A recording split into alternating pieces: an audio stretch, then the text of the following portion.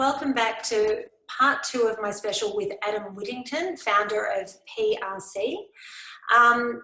In our first segment, we talked about the sheer scale of child trafficking, rape and exploitation. And it is incredibly confronting, and it sounds like something that is just too big a thing to sort of take on. But there are things that parents can do to keep their children safe. So if we start with Australia, we've already talked about the fact that online grooming is probably one of the main ways that pedophiles are reaching out to children. So what can parents do to keep their children safe? Well, parents can take, firstly, they have to take this seriously. We come across many parents who just don't believe it can happen to their children, or it's all propaganda. And really, they're the parents that really need to wake up and understand that, the AFP, the Australian Federal Police, just came out recently and said it was a tsunami, what's happening within Australia alone with online grooming. It's like 17,000 child sexual reports within a year, with a 12-month period. That's a problem. It's a big problem, and parents need to take it seriously. So online grooming is where it all happens now. It's not the 1950s where, the kids will be walking down the street in Australia and a pedophile will come in the car and offer lollies to get into the car. I mean, that's really doesn't happen anymore.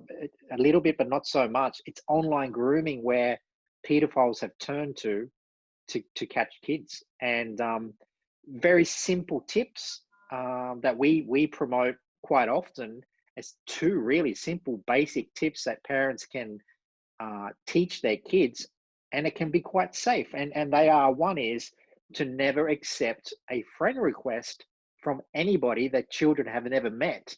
That's online, gaming consoles for PS4, Xbox, anything with a chat feature is a way pedophiles are grooming. And kids, that's the same as Facebook, Instagram, Snapchat. They just should not accept anybody that they've never met. And the other one, number 2, is never to talk to anybody that they've never met. That's through gaming consoles, Facebook Messenger. Some children are in vulnerable positions in their life, whether their parents have been divorced and going through a difficult family situation. A lot of children close down and they look for attention and they look for, love and caring. And unfortunately, pedophiles take advantage of these children in these situations. As an example, a divorce. And you must understand, pedophiles are some of the best manipulators in the world, and they will groom your children before you'll even know it. And I mean, these pedophiles are essentially coming into their victims' homes without even having met them. Exactly. They build relationships with these children. Some of these children fall in love with this fake profile that they think, it's a 17-year-old boy, good-looking boy, but in fact, it's an elderly man using a fake profile. So, you also have to teach your children that there is. I think Facebook removed last year. They came out with some figures about 8 billion fake profiles that they removed from Facebook. So people have to understand, and this is another thing you can teach your children, that, teach them very basic things depending on their age, of how much detail you can go into it. But fake profiles, you can teach them that not everybody that you're talking to is actually that picture. Very basic things. One of the other things, because I spent a lot of time on PRC's website, Instagram, and also you have a public Instagram page, which I found fascinating because you've really taken Instagram TV and used it as an educational tool. And for any parents, I recommend that they absolutely follow your page because there was a lot of information. But one of the things that you said that struck me was, if you don't need, as a parent, if you don't need your page to be on public because you're not a public figure, keep it private, because not all pedophiles are looking for naked photos of your children. they have fetishes and different things that they're looking for. That one blew my Absolutely. mind. Absolutely. And, this is what we try and do. I'm not a social media, type of person. And I know the guys that work with PRC aren't either. We like to get on the ground and do what we do, but we understand social media is vital now to get the message out there for our charity and our cause. We need social media. So we really try not just to put glorified videos of sting operations, and which is a lot of people want to see that Hollywood style rescue, but that's not what it's all about. They last for 10 seconds. You've got the rehabilitation of the children that take years. So we spend a lot of resources, time, and funding into the rehabilitation of the victims that we rescue. And it's an ongoing thing. So social media is vital for us. And one of the things I tell the guys is keep it honest. We have to keep it honest, and we have to be as transparent as possible, because, I know many people hesitate to donate to charities around the world because you never see where the money goes. But we're trying to change that, so people donate. We show the rescue center we have in Kenya. We've just restructured the whole roof, put a brand new roof on, new windows, doors. So there's a lot of things that we can show and educate people through social media. And it is important to know you actually don't take a wage from PRC. No, nobody does. No, I'm a volunteer. I'm a volunteer CEO. That's how I started this in 2017. I wanted to make a difference, right? Not about money. It's about the kids, and we are very open, and we will say it how it is. And I think that's why we're a little bit different than many others who stick to protocols and don't like to say things because maybe politicians or the authorities will get offended. Maybe they lose funding from the government if they come out and say, well, the government's not doing this or doing that. Well, we're different, and we'll say it how it is, factual information, and we give as much information as we can education-wise to parents through our social media. And one of the things that you are in development with some of the donated funds is that you're developing an app. Yeah, we're really excited. Yeah, we're really excited about that.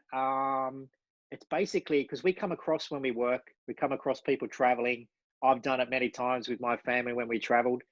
You always come across a suspicious situation or a scenario, and you just never know where to turn. So we're halfway through the creation of our app, which people can download for free and use it for free. And it's a very simple reporting app. So if you are overseas in Kenya or anywhere in the world, in Asia, and you're with your family and you see some situation with a child or anybody really, it's not specifically, it's not only for child reporting, but if you see a woman in distress, it can be used very quickly. You can upload a little report that gives you the location. You can upload pictures or images, videos, audio, and that will come directly to us. We have a large network of connections with authorities around the world, not in every country, but many. And we can quickly give that information if we deem it to be legitimate. Then, because we can assess it quickly, we know what to sort of look for and what's happening, and we can give that directly to the authorities there who can fix it quicker. So that's what it's all about. And one of the other tips that I saw on your Instagram page in regard to sort of reporting suspicious activity, the other thing that you talked about is if it is safe to approach someone that you think might be a pedophile, might be doing the wrong thing, either in Australia or abroad, is approach them and just not be confrontational, but just ask them what they're doing, and they'll generally show their hand pretty quickly. Absolutely. Listen, we've been dealing with these parasites, pedophiles in many countries, and they're all the same. They are cowards. They don't like confrontation.